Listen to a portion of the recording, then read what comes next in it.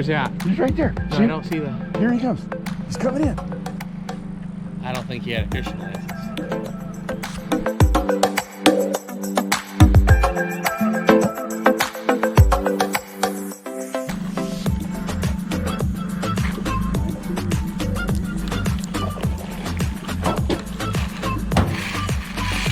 Oh, he's under the reel. This is what happens when you get a crunchy reel and you damn, it keeps going. It's running right now.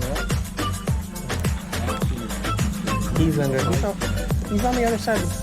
No, he's right there. Come on. Hold on, lift it up. You don't see. Turn it off, lift it up. So reach over here and hold on. He's way over here now. No, no, look. You're over.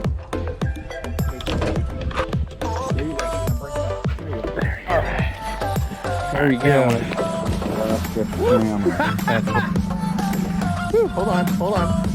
Yeah, we're videoing right now. Salmon on a crappie. We just gotta land in the next 20 seconds before we run out of video. Salmon on a crappie rod.